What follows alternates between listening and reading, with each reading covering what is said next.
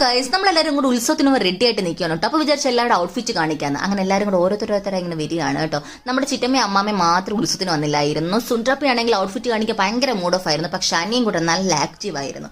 അങ്ങനെ എല്ലാവരും ഔട്ട്ഫിറ്റ് ഒക്കെ കാണിച്ച് ഇങ്ങനെ ആലോചിച്ചിരിക്കുന്നത് എന്താണെന്ന് വെച്ചാൽ ചെറിയൊരു മഴയും കാര്യങ്ങളൊക്കെ ഉണ്ടായിരുന്നു. എങ്ങനെ ഉത്സവത്തിന് പോകുമായിരുന്നു. അങ്ങനെ ഞാനും അമ്മയും ഒരുക്കും കൂടെ ഓട്ടോയിലാണ് കേട്ടോ പോയത്. റോഡ് സൈഡിലാണെങ്കിൽ ഫുള്ള് ഫ്ലോട്ടും ഡാൻസും മേളം ഒക്കെ ആയിരുന്നു.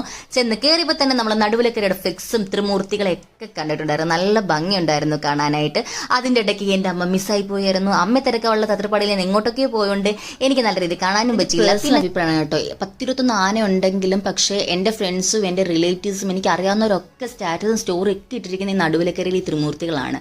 ചിലപ്പോൾ ഉത്സവം, ചിലപ്പം ഈ നടുവിലക്കരക്കാർ തൂക്കി എന്ന് ഇപ്പോഴത്തെ നമ്മൾ ട്രെൻഡിന് പറയുമല്ലോ, ചിലപ്പോൾ അങ്ങനെ ആവാം. പക്ഷെ നല്ല ഭംഗിയുണ്ടായിരുന്നു. ഈ അറ്റത്ത് നിൽക്കുന്ന ആനയുടെ തലയിരിക്കുന്ന സംഭവം ഉണ്ടല്ലോ, അതെനിക്ക് ഭയങ്കരമായിട്ട് ഇഷ്ടപ്പെട്ടായിരുന്നു. അത് നല്ല കാണാൻ നല്ല ഭംഗിയുണ്ടായിരുന്നു. അപ്പം നമുക്ക് നെക്സ്റ്റ് വീഡിയോ കാണാം.